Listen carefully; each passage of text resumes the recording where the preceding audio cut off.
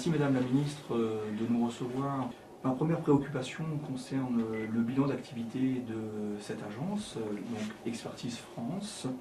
Il y a plusieurs thématiques qui m'intéressent. La première, parce que j'ai vu que vous aviez différents projets, il y en a un sur Ouagadougou en termes de protection vis-à-vis de la menace NRBC, pour lequel vous accompagnez donc les services de protection civile. Il y a un autre projet qui est sur Abidjan pour lequel Expertise France dispose d'un bureau de liaison permanent qui accompagne justement les jeunes demandeurs d'emploi. Et enfin, vous traitez la thématique de la protection sociale au profit des pays africains. Donc, je voulais avoir votre sentiment sur les éléments probants à une année de création de cette agence. Alors, Expertise France, effectivement, a un peu plus d'un an et c'est aujourd'hui une véritable réussite. Ça a été souhaité lors de la loi de 2014 sur le développement et la solidarité. Les parlementaires, notamment, ont souhaité qu'Expertise France soit créée et donc qu'on puisse faire l'union de 6 opérateurs qui existaient au préalable. Donc, après une année, qu'est-ce qu'on peut dire? On peut dire que les défis que devait relever Expertise France, c'est-à-dire augmenter son activité, sont aujourd'hui atteints, puisque c'est plus de 15% aujourd'hui d'activité en augmentation. Donc on peut en être largement satisfait. C'est ensuite plus de 120 millions d'euros qui sont aujourd'hui, enfin, le volume d'activité aujourd'hui d'Expertise France. Et puis c'est de nombreux projets. Vous avez cité quelques projets, mais c'est plus de 300 projets aujourd'hui en faveur des pays en développement, 80 pays d'intervention aujourd'hui. Alors c'est vrai qu'il y a un gros pourcentage, je crois que ça tourne autour de 70%, j'espère ne pas me tromper, en direction de l'Afrique.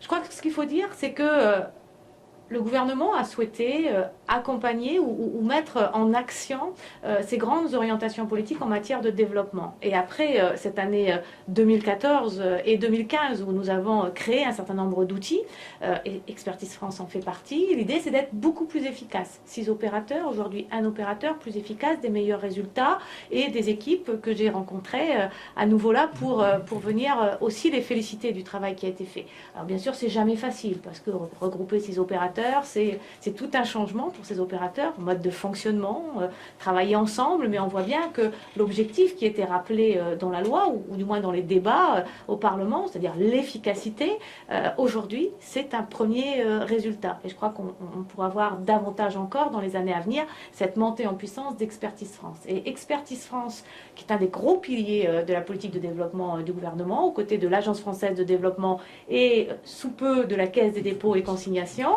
la France pourra répondre, ou du moins se donner les moyens de son ambition.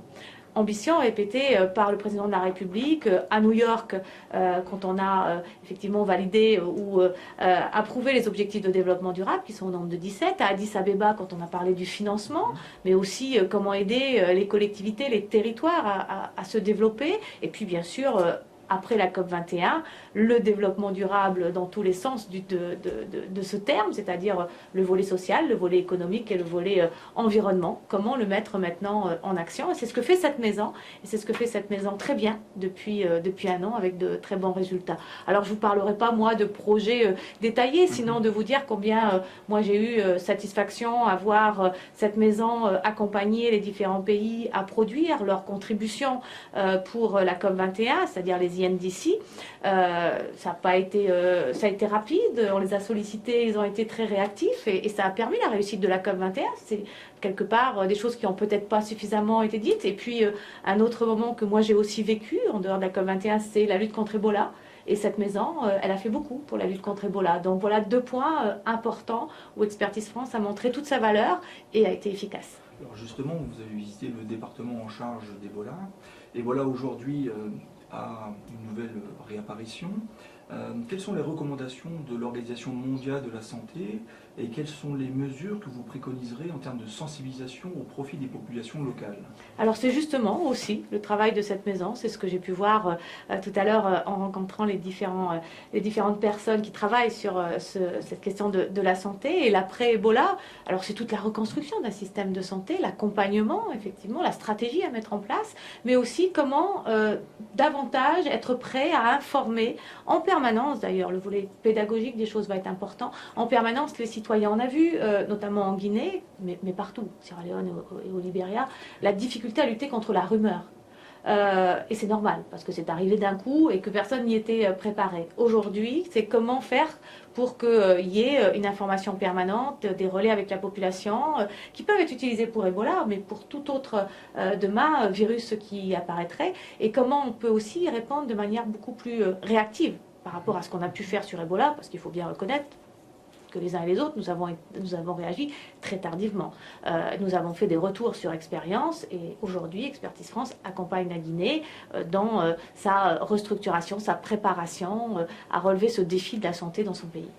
Alors vous avez évoqué la COP21, donc la conférence des parties, qui a fait un formidable succès en France et sur l'échelle internationale. Aujourd'hui, sont annoncés un budget de 100 milliards d'euros pour l'Afrique. Comment allez-vous vous positionner pour garantir que ces fonds seront bien délivrés aux bonnes personnes, finalement, qu'ils ne seront pas détournés par ailleurs? Et comment ce montant sera réparti en fonction des différents pays en Afrique? Alors, 100 milliards effectivement de dollars par année à partir de 2020 au bénéfice des pays les plus vulnérables. C'est ce qui est souhaité, c'est ce qui est voulu, c'est ce qui a été largement exprimé lors de cette COP21, avec un travail sur la vulnérabilité qui s'affine et qui devra davantage être le sujet de la COP22 au Maroc. Je vous rappelle que la France reste présidente jusqu'en novembre à Marrakech et c'est l'un des sujets qui sera développé tout au long de cette année, c'est la question de la vulnérabilité. Ensuite, il faut vraiment qu'on rentre dans la mise en œuvre. La COP21 a été une réussite, ce sont des engagements très très forts. On sera jugé dès la COP22 sur la mise en action. Expertise France, comme l'Agence française de développement, avec la Caisse des dépôts, mais aussi d'autres acteurs, devront toute cette année faire en sorte que le plus de projets possibles soient éligibles, notamment au fonds vert, puisqu'il y a aujourd'hui ce fonds vert qui va traiter ou qui va du moins pouvoir soutenir un certain nombre de projets. Très peu aujourd'hui sont soutenus, je crois qu'on est à 10 projets, donc on a encore de la marge. Et puis ensuite, il est important d'accompagner les pays, puisque chaque pays a fait une contribution, a dit comment lui voyait son pays d'ici 2020, 2030 et 2050, comment faire maintenant, et c'est le rôle d'Expertise France, pour accompagner ce pays dans la volonté de mettre sa stratégie, son plan d'action en œuvre. Alors justement, la COP21 a été un formidable succès, parce que justement il y a eu une unité au niveau de la France, qui a piloté justement jusqu'à obtenir une nouvelle résolution. La COP22, on y voit que Madame la ministre Hakima, a été également très investie, au même titre que vous, lors de la COP21. La COP22, ça sera sur deux thèmes. Le premier est l'atténuation des gaz à effet de serre. La deuxième sera l'innovation et l'adaptation. Est-ce que vous pouvez nous annoncer en avant-première les projets qui seront réalisés d'ici novembre et qui seront des modèles en fait à cloner pour l'après COP22? Alors c'est un peu tôt. Donnez-moi encore quelques semaines. J'ai plusieurs visites sur l'Afrique à faire. On a la volonté d'accompagner notamment le Tchad et le Niger. On a beaucoup parlé de la Grande Muraille Verte. On a parlé du lac Tchad, des grands projets qui devront trouver dans la première année des actions précises à l'intérieur effectivement d'un projet plus global. Et puis nous le faisons avec le Maroc, puisque j'étais à Abu Dhabi, je suis arrivée ce matin, et c'était les suites de la COP21. Moi je suis davantage intervenue sur les questions maritimes, croissance bleue avec les petits États insulaires, puisque c'est aussi une des questions sur lesquelles on a beaucoup travaillé, avec un système cruise qu'on doit mettre aussi en place, un système d'alerte précoce aux catastrophes naturelles pour sauver des vies, pour toucher plus d'1 milliard de personnes supplémentaires par rapport à aujourd'hui. Et nous avons pour ça besoin de réunir 100 millions de dollars. On en a réuni aujourd'hui 80. Abu Dhabi était encore une occasion pour faire un appel, pour continuer. Je crois que c'est sur des réponses concrètes qu'on sera jugé. Et puis la France plaide pour qu'en 2018, et on y sera, nous, la France, déjà au rendez-vous d'un premier bilan. Donc 2018, c'est déjà un premier bilan des annonces faites par la France et qui souhaite effectivement qu'on soit plusieurs pays à venir, on va dire, donner encore plus d'ambition à leur contribution. Et là aussi, Expertise France, qui a déjà travaillé sur un certain nombre de contributions, pourra continuer ce travail pour affiner et rendre plus ambitieux encore et plus peut-être réaliste dans certains cas les réalisations. Alors avant dernière question, la désertification avance malheureusement en Afrique. On se rend compte que les codes forestiers ont plus que jamais besoin d'évoluer. On a vu notamment l'action de Corinne Lepage et son cabinet qui a travaillé notamment sur le code gabonais. Aujourd'hui, le Gabon représente 85% de forêt, la RDC c'est 41%, et malheureusement en Côte d'Ivoire c'est 75% de la forêt qui a disparu en 50 ans. Comment comptez-vous accompagner justement les différentes politiques gouvernementales vis-à-vis de cette menace? Alors, il y a plusieurs dispositifs. Il y a par exemple REDD+, qui est un dispositif qui existait avant la COP21, mais qui était assez critiqué parce que peu accessible, comme d'ailleurs beaucoup de fonds. C'est le cas du Fonds vert, c'est le cas des fonds européens, c'est le cas des fonds des agences des Nations Unies. La grosse critique des pays en développement, c'est le besoin d'accompagnement pour pouvoir présenter leurs projets et être éligibles. Et là aussi, Expertise France a toute sa place. Et c'est vraiment une critique très très forte. Et sur ces questions, notamment de forêt, il fallait effectivement pouvoir ouvrir l'accès à REDD+, et c'est quelque chose qui a été fait. Il y a beaucoup d'initiatives aussi qui sont en route depuis New York, depuis septembre dernier, qui ont été concrétisées à Paris et qui vont se mettre en route. Donc on a un ensemble de dispositifs, de moyens. Il faut maintenant que Expertise France ou d'autres types d'acteurs puissent mettre en connexion, on va dire, les projets avec l'expertise, les moyens financiers et la mise en place avec des collectivités sur le terrain. C'est ça ce qu'il nous faut pouvoir mettre en place très très rapidement. C'est l'accompagnement, c'est le mot essentiel si je devais en utiliser un, et c'est ce que fait Expertise France très bien. Alors pour conclure, j'aimerais échanger avec vous sur un événement exceptionnel qui se tiendra en novembre, qui concerne le 16e sommet de la francophonie, qui aura lieu à Madagascar, dans lequel vous serez la représentante. Madagascar, depuis 2014, dispose d'un président, un grand président, on peut dire francophone, parce qu'il a fait une partie de ses études au Québec, d'une part. D'autre part, il a enseigné à l'IAE de Metz. Quel sentiment vous avez en termes de démocratie? Est-ce que ça va évoluer rapidement? Alors, sur Madagascar et sur le sommet de la francophonie, c'est bien que vous parliez francophonie parce que moi j'ai souhaité que la francophonie soit inscrite clairement dans les missions de l'Agence française de développement et de la Caisse des dépôts. Et Expertise France devra se saisir aussi de cette question de la francophonie, à travers notamment l'éducation. On reparlera de Madagascar tout de suite si vous voulez, mais parlons aussi de la démographie africaine qui est aujourd'hui, on peut le dire, explosive et qui a besoin d'un énorme soutien en matière d'éducation. Et on a mis en place, et j'ai mis en place dès mon arrivée, une stratégie jeunesse, et Expertise France, comme l'Agence française de développement, comme demain les soutiens et les partenariats avec la Caisse des dépôts, doivent répondre à cette expertise, à cette stratégie jeunesse, comme d'ailleurs au niveau européen. Et je me bats pour qu'il existe une facilité européenne, jeunesse, spécifiquement jeunesse, très très vite, et je le fais avec les Allemands notamment. Et je crois que ça c'est important. Et ça touche aussi Madagascar, qui connaît une démographie très très forte, avec un développement économique aujourd'hui qui ne répond pas aux besoins du pays, et aux besoins de cette masse de jeunes qui arrivent sur le marché du travail. C'est compliqué, nous aidons Madagascar, c'est un de nos partenaires.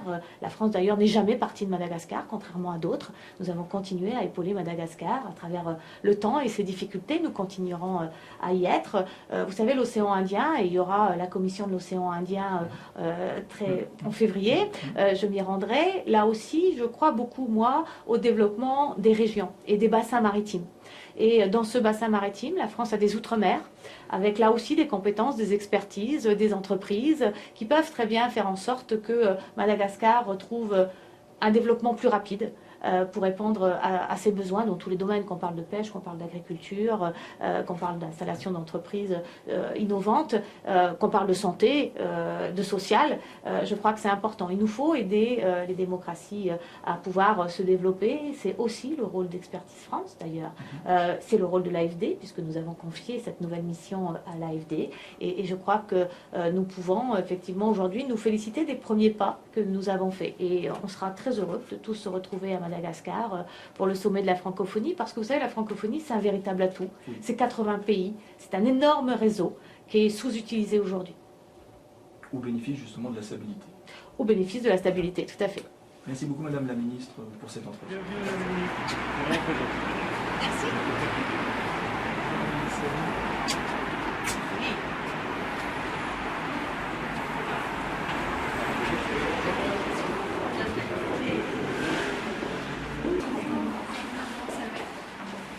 Vous accueillir.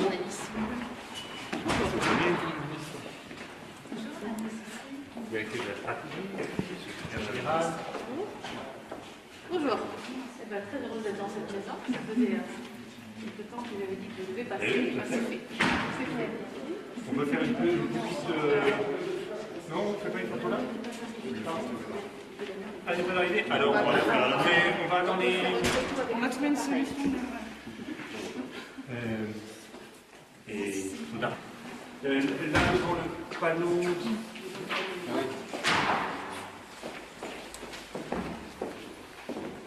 Jérôme Hess, qui est le département sécurité et stabilité, hyper fragile, et qui essayait de... Désolé, mais on se voit tout à l'heure de toute façon. Bertrand Barbet, numéro 2 de l'agence, délégué. C'était proche de l'Assemblée, donc là, je suis à l'air.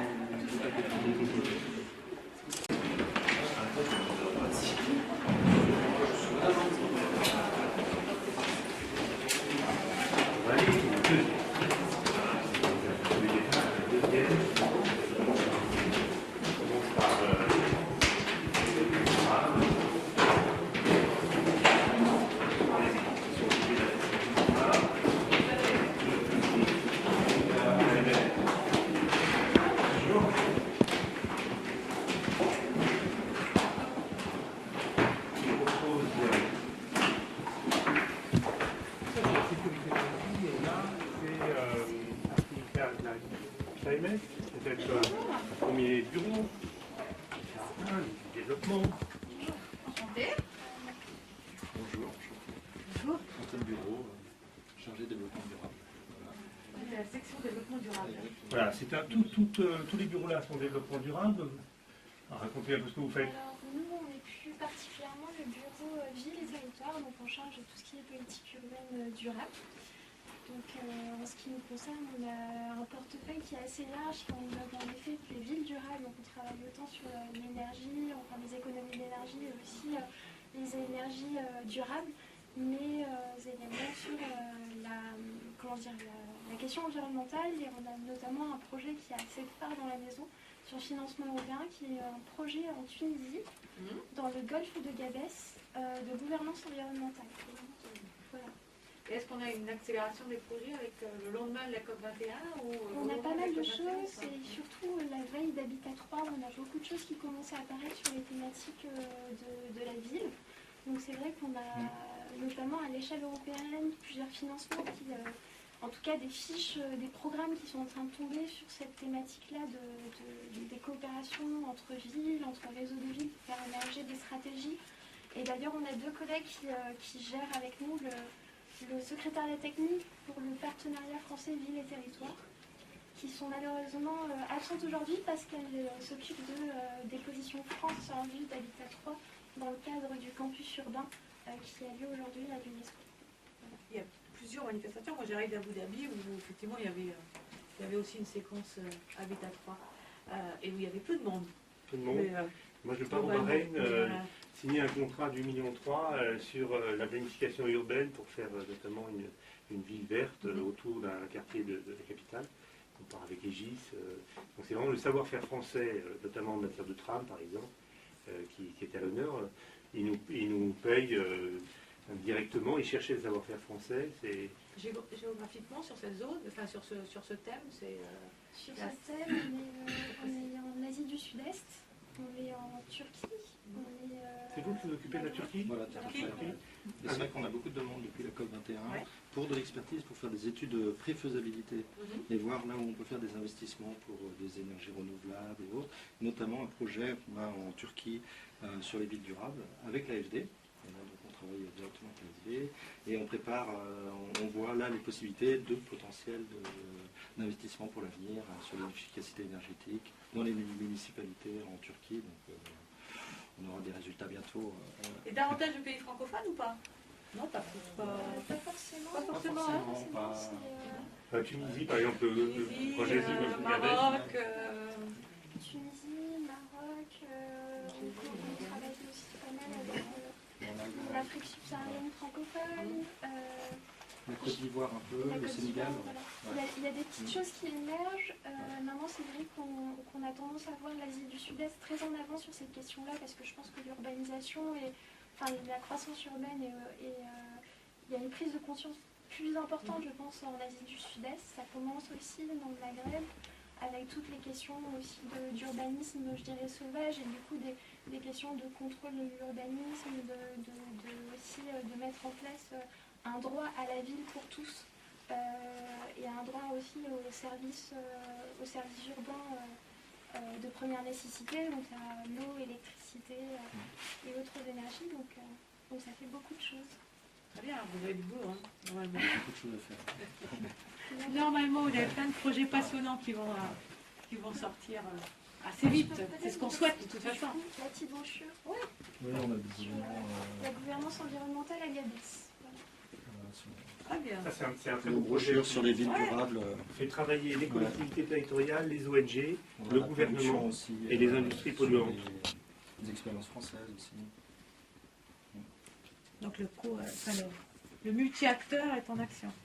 Multi-acteurs pour dépolluer cette zone de Gabès, qui est vraiment une plus grande. Merci. Voilà. Au revoir. Une autre petite, Oui, on a eu un side event dans l'espace Génération Climat à la COP21 qui a été plutôt un beau succès, puisque le projet en fait a commencé en 2012, donc on était un peu à mi-parcours, sachant que c'était un projet initialement de 3 ans qui finalement a été prolongé, donc qui se finira en 2017. Donc on était à mi-parcours et on en a profité un peu pour inviter nos partenaires et faire donc un side event sur en fait la mise en exergue de notre échelon décentralisé et national, puisque du coup c'est un projet qui dans chaque pays a un point d'entrée décentralisé, donc avec des collectivités urbaines ou rurales, et d'un autre côté avec l'échelon national, souvent avec les ministères. Et on va tenir là maintenant, quand on dit 2017, Ouais, je pense qu'on a eu une très belle année 2015. Donc vraiment 2016 a l'air aussi d'être bien lancé. On a beaucoup de marchés qui sont en cours et je pense vraiment qu'on va tenir sur 2017. Donc voilà. c'est très attendu comme projet. une des formules pour une facilité post-COP21, c'est le mélange des méthodologies de la facilité climat avec Africa Climate, notamment dans la dimension on accompagne les collectivités territoriales dans des investissements verts et dans une planification urbaine sobre en carbone. Et je pense que ce qu'on pourrait mettre en place collectivement avec l'AFD, c'est quelque chose qui s'inspirerait de cette méthodologie-là. Ce qu'il nous faut faire, que je ne sais pas d'où ça vient. Bonjour madame. Bonjour. Donc sur le même projet ou... Oui, je participe au sein du département changement climatique et développement agricole et rural, aussi les thématiques de renforcement des capacités des ministères et administrations sur le développement agricole et rural, mais forcément la composante changement climatique s'ancre aussi dans en renforçant les capacités de ces ministères dans leur politique publique. Donc que tous les projets peuvent... on travaille de façon assez transverse sur les différents projets pour capitaliser dessus. Voilà. Il y a la forêt, vous travaillez aussi sur ces questions ou pas ce bureau-là, c'est juste votre passion personnelle? Non, derrière. Petite appétence pour la biodiversité, mais on n'a pas encore forcément de gros projets sur ce secteur. On essaie de développer un peu plutôt ce qui est du coup secteur forestier, mais pour l'instant c'est pas trop le cœur de nos activités. Mais gestion durable des terres. Ça fait partie des secteurs qu'on a envie de développer. C'est très bien. Merci mesdames. Merci madame. Je savais que les ours allaient être succès. Oui, Il y a une forte demande ou pas? Il y a Ouais, un vrai travail de continuité ou... Au niveau des pays, on a senti que certains étaient quand même très très motivés pour l'après, pour la mise en œuvre des CPDN, notamment la Côte d'Ivoire. Donc ça dépend vraiment des pays, des interlocuteurs, mais on a senti quand même une bonne motivation pour la mise en œuvre de... Ce qui est important, c'est que la motivation ne descende pas, donc on répond C'est assez ça. vite aux sollicitations. D'autant qu'on a constaté quand même que les pays voyaient les CPDN comme un plan de développement durable à long terme. C'est comme ça qu'ils l'ont vécu. De manière transversale. Donc, En même temps, il y a eu peu de temps, donc sans doute c'était qu'après, dans la mise en œuvre, il y a un travail complémentaire qui doit être, une une assistance expertise technique. qui doit être nécessaire, C'est sûr. selon les pays, parce qu'il y en a qui se sont préparés très en amont et d'autres quand même que quelques mois avant la COP21. Donc C'est ça. l'assistance, l'aide technique ne sera pas la même chez les uns ou chez les autres. Oui, il y en a certains pour qui ça a commencé en juin, en juillet, donc c'était très très rapide en effet. Bravo. Merci, au revoir. Au revoir, merci. Je vous propose d'aller au département santé, Ebola. Santé, ah oui.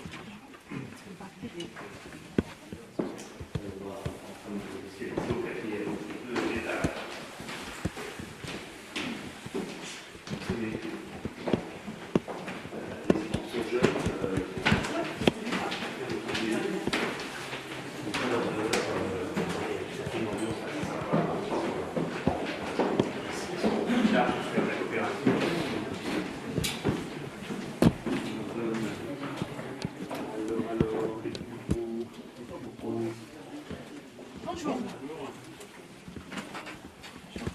Bonjour.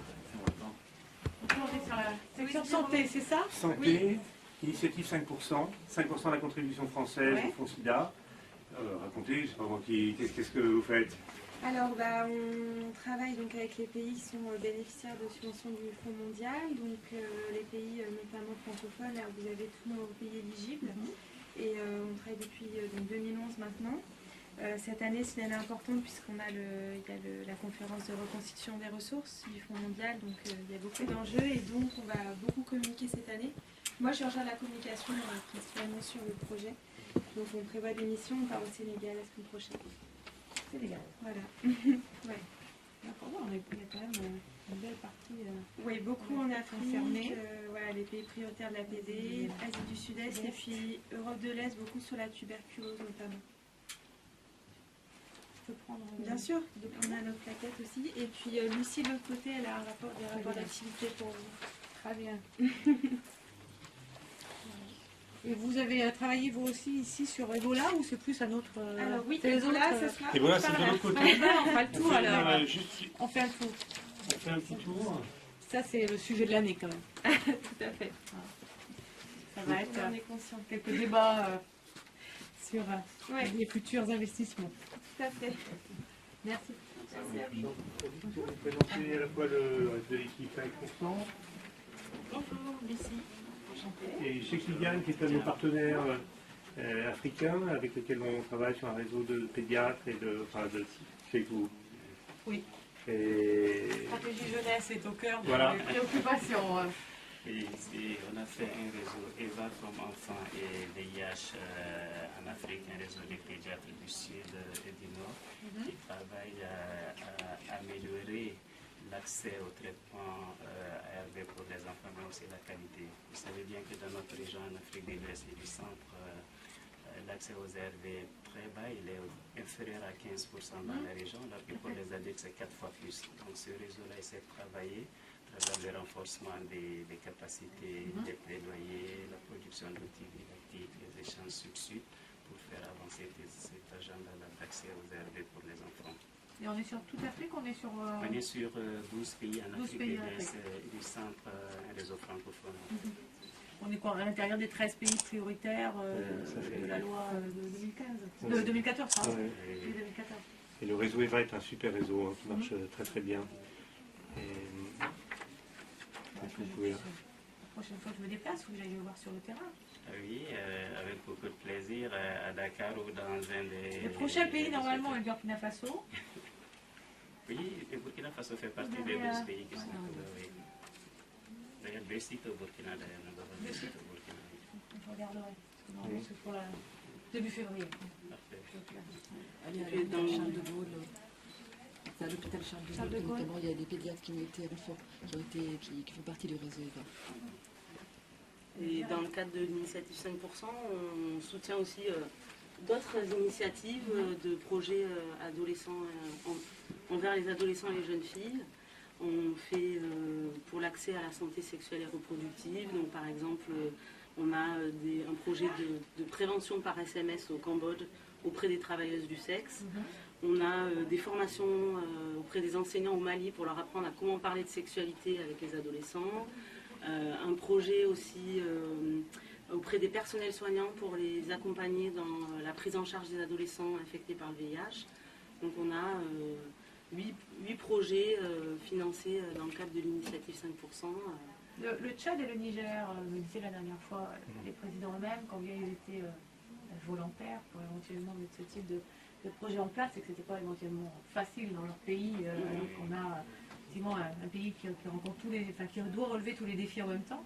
Et vous avez des actions aussi spécifiques dans ces deux pays? Expertise France a un grand projet au Tchad. Là, il y a toute une équipe qui pourra vous en parler. Mais de toute façon, je vous donne un peu sur l'initiative 5%. C'est nos rapports d'activité, donc comme ça vous pourrez avoir toutes les informations. Vous voulez ou vous m'en donnez Non, trois? je vous donne 3. Vous m'en donnez 3, alors moi j'en prends un. Et je vous donnerai et vos puis, collaborateurs. voilà, tout à fait. Ça marche. Merci beaucoup. Merci à vous. Bon courage et bonne continuation. Merci.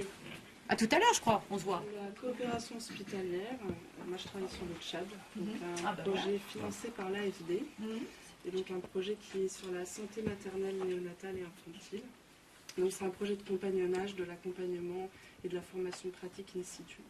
Donc voilà, on a mobilisé des hospitaliers français et puis on organise des missions de compagnonnage là, pour les 4 prochaines années.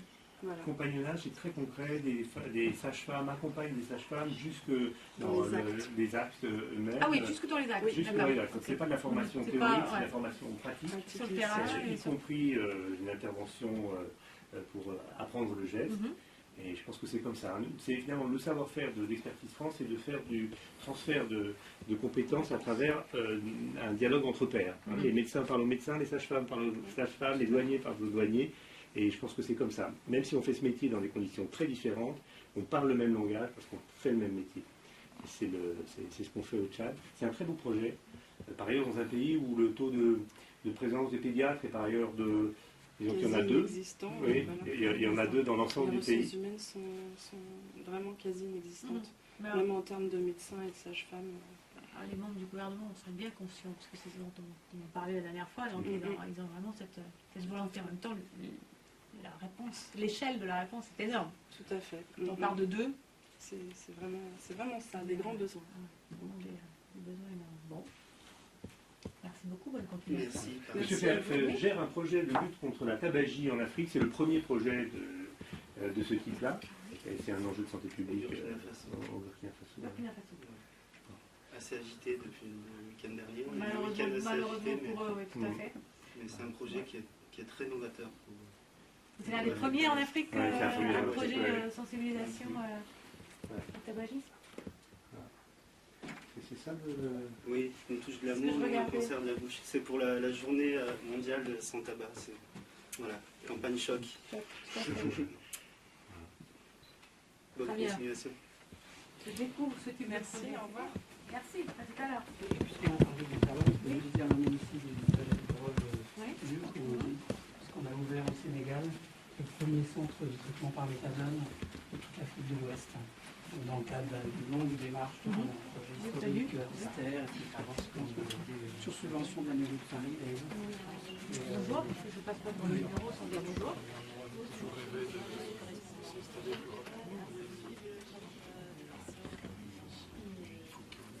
Sur un financement d'Unitel. Et on est entre 2 phases, un gros travail de resoumission pour que le projet puisse Mélanie, Alexandra Perrault, qui est actuellement mission en Guinée. Alexandra Perrault qui est en Guinée, c'est 2 composantes du pôle RSS-SSI. Donc Mélanie avec le projet Opéra, et puis Candice sur le bureau Ebola, donc on a 2 qui sont en Guinée. Alexandra, chargée de projet. Des bonnes nouvelles, puisqu'il n'y a plus de cas en Guinée depuis combien de jours maintenant Depuis fin décembre. Et ici, le projet, justement, c'est de faire en sorte que ça ne recommence pas, donc de renforcer la veille Là, on a un cas au Libéria ou en Sierra Leone? On a même eu le témoignage de satisfaction du ministère de la Santé. Ah bah oui. On est bien maintenant. J'y suis allée 4 fois, donc je vais pouvoir sur le terrain ce qu'on pouvait faire et vous remercier de tout ce que vous avez pu déployer dans cette maison aussi comme soutien à la Guinée, puisque la France est essentiellement sur la Guinée avec un résultat aujourd'hui largement positif, même si ça a pris plus de temps que ce qu'on pensait au départ. Et c'est bien qu'il y ait une continuité que derrière on structure, puisque c'est quand même ce qu'on a relevé, c'est des systèmes de santé. Oui, chercher un mot plus fort que fragile, donc on va dire dévastés. Ils étaient fragiles avant Ebola, ils sont dévastés aujourd'hui. Et on voit bien que sur Ebola, sur le reste d'ailleurs, on construire les systèmes de santé, ou du moins les infrastructures nécessaires.